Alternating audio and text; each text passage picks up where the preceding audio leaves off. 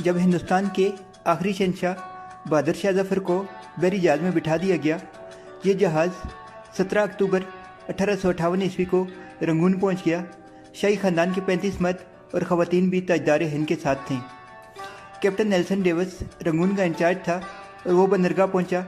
उसने बादशाह और उसके हवारियों को वसूल किया, रसीद लिख कर दी और दुनिया की तीसरी बड़ी सल्तनत के आखिरी फरमारवा को साथ लेकर अपनी रिहाइशगाह पर आ गया। नेल्सन परेशान था। बहादुर शाह जफ़र कैदी होने के बावजूद बादशाह था और नेल्सन का ज़मीर गवारा नहीं करता था कि वो बीमार और बूढ़े बादशाह को जेल में फेंक दे। मगर रंगून में कोई ऐसा मुकाम नहीं था जहां बहादुर शाह जफ़र को रखा जा सके। वो रंगून में पहला जिला वतन बादशाह था। नेल्सन डेविस ने चंद लम्हे सोचा और मसले का दिलचस्प हल निकाला।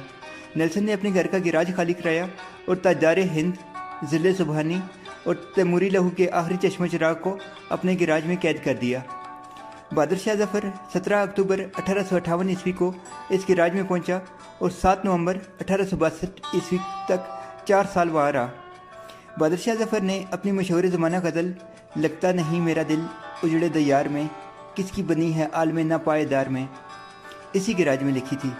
ये 7 नवंबर का खुनक दिन था और सन था 1862 ईस्वी। बदनसीब बादशाह की खादमा ने शदीद परेशानी में कैप्टन नेल्सन डेविस के दरवाजे पर दस्तक दी। अंदर से अर्दली ने बर्मी ज़बान में उस बदतमीज़ी की वजह पूछी। खादमा ने टूटी फूटी बर्मी में जवाब दिया कि ज़िले सुबहानी का सांस उखड़ रहा है।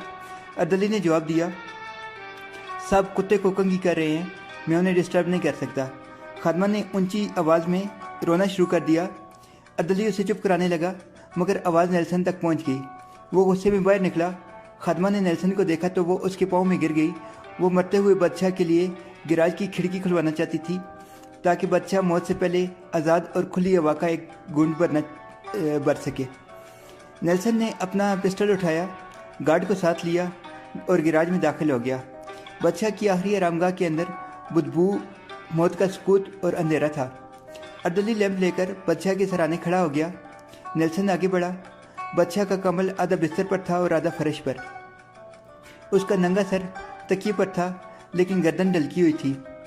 आंखों के डेले पोटों की हदों से बाहर उबल रहे थे। गर्दन की रगें फूली हुई थीं और खुश्क दर्द होंठों पर मक्खियां बिनबना रही थीं।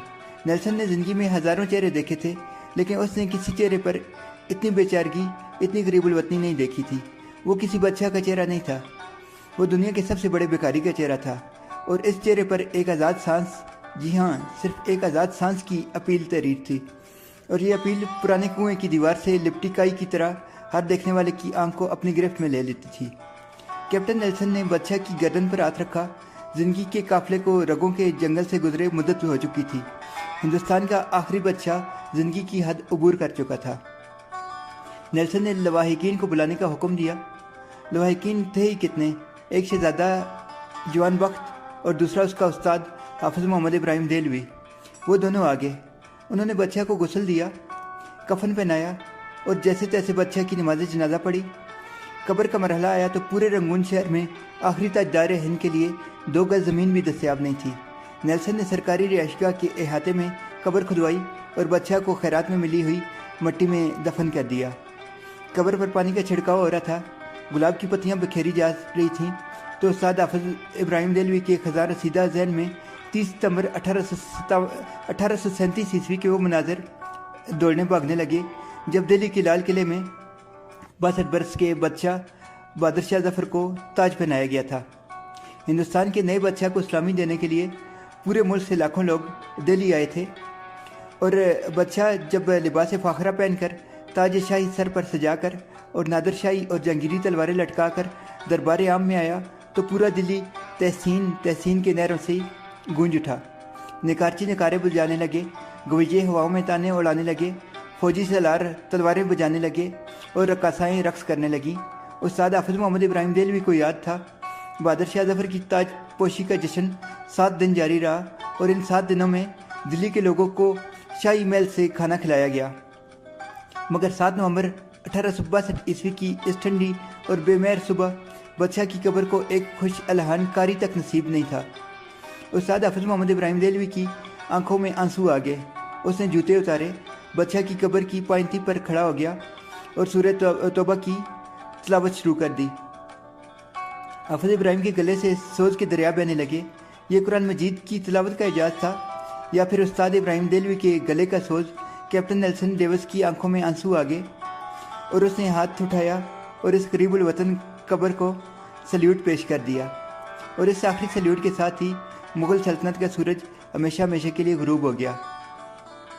आप अगर कभी रंगून जाएं तो आपको डेगन टाउनशिप की कच्ची गलियों की बुदबूदार झुग्गियों में आज भी बहादुर शाह जफ़र की नस्ल के ख़ानदान मिल जाएंगे। ये आखिरी मुग़ल बादशाह की असल औलाद है, मगर ये औलाद आज सरकार के वजीफ़े पर चल रही है। ये कच्ची ज़मीन पर सोती है, नंगे पाँव फिरती है, मांग कर खाती है और टीन के कनस्तरों में सरकारी नल से पानी भरती है। मगर ये लोग इस कसम पुरसी के बावजूद खुद को शहजादे और शहजादियाँ कहते हैं। ये लोगों को ऐद रफ्ता की दस्तानें सुनाते हैं और लोग कहकाए लगाकर रंगून की गलियों में गुम हो जाते हैं। ये लोग शहजादे और शहजादियाँ कौन हैं? ये हिंदुस्तान के आखिरी बादशाह की सियासी गलतियाँ हैं। बादशाह ने अपने इर्द गिर्द नाअहल और खुशामदी और करप्ट लोगों का लश्कर जमा कर लिया था। ये लोग बादशाह की आंखें भी थे, उसके कान भी और उसका ज़मीर भी। बादशाह के 2 बेटों ने सल्तनत आपस में तकसीम कर ली थी। एक शहजादा दाखिली उमूर का मालिक था और दूसरा खारजी उमूर का मुख्तार। दोनों के दरमियान लड़ाई भी चलती रहती थी और बादशाह उन दोनों की हर गलती, हर कोताही माफ़ कर देता था। अवाम की हालत इंतहाई नागुफ्ताबा थी। महंगाई आसमान को छू रही थी। खुराक मंडियों से कटाई के मौसमों में गायब हो जाती थी। सौदागर मुँह मांगी कीमत पर लोगों को गंदम, गुड़ और तरकारी बेचते थे। टैक्सों पर रोज़ बरोज़ इजाफा हो जाता था। शहजादों ने दिल्ली शहर में कबूतरों के दाने तक पर टैक्स लगा दिया था। तवाइफों की कमाई तक का एक हिस्सा शहजादों की जेब में चला जाता था। शाही ख़ानदान के लोग कत्ल भी कर देते थे तो कोई उनसे पूछ नहीं सकता था। रियासत शाही दरबार के हाथ से निकल चुकी थी। नवाब, सूबेदार, अमीर और सुल्तान आज़ाद हो चुके थे और ये मुग़ल सल्तनत को मानने तक से इनकारी थे। फौज तलवार की नोक पर बादशाह से जो चाहती बनवा लेती थी। अवाम बादशाह और इसके ख़ानदान से बेजार हो चुके थे। ये गलियों और बाज़ारों में बादशाह को नंगी गालियाँ देते थे और कोतवाल चुपचाप उनके करीब से गुजर जाते थे, जबकि अंग्रेज़ मजबूत होते जा रहे थे। ये रोज़ मुआहिदा तोड़ते थे और शाही ख़ानदान वसी तर कौमी मफाद में अंग्रेज़ों के साथ नया मुआहिदा कर लेता था। अंग्रेज़ बादशाह के वफादारों को कत्ल कर देते थे और शाही ख़ानदान जब एहतजाज करता था तो अंग्रेज़ बादशाह को ये बताकर हैरान कर देता था कि ज़िले इलाही वो शख्स तो आपका वफादार नहीं था, वो नंग इंसानियत आपके खिलाफ साजिश कर रहा था। और बादशाह इस पर यकीन कर लेता था। बादशाह ने तवील अरसे तक अपनी फ़ौज भी टेस्ट नहीं की थी। चनांचे जब लड़ने का वक्त आया तो फ़ौजियों से तलवारें तक नहीं उठाई गई थीं। इन हालात में जब आज़ादी की जंग शुरू हुई और बादशाह गिरता पलटा शाही हाथी पर चढ़ा तो अवाम ने ताल्लुक़ रहने का ऐलान कर दिया। लोग कहते थे कि हमारे लिए बहादुर शाह जफ़र या अलेक्जेंड्रा विक्टोरिया दोनों बराबर हैं। मुजाहिदीन जज्बे से लबरेज थे, लेकिन उनके पास क़यादत नहीं थी। बादशाह डबल माइंडेड था। ये अंग्रेज़ से लड़ना भी चाहता था और अपनी मुद्दत शाही भी पूरा करना चाहता था। चनांचे उस जंग का वही नतीजा निकला जो डबल माइंडेड होकर लड़ी जाने वाली जंगों का निकलता है। शाही ख़ानदान को दिल्ली में ज़िबा कर दिया गया, जबकि बादशाह जिला वतन हो गया। बादशाह कैप्टन नेल्सन डेविस के गिराज में कैद रहा, घर के अहाता में दफन हुआ और उसकी औलाद आज तक अपनी अजमत रफ्ता का टोकरा सर पर उठाकर रंगून की गलियों में फिर रही है। ये लोग शहर में निकलते हैं तो इनके चेहरों पर साफ लिखा होता है कि जो बादशाह अपनी सल्तनत, अपने मैंडेट की हिफाजत नहीं करते, जो अवाम का एतमाद खो बैठते हैं, इनकी औलादें इस तरह गलियों में ख्वार होती हैं। ये इबरत का कशकोल बनकर इस तरह तारीख़ के चौक में भीख मांगती हैं।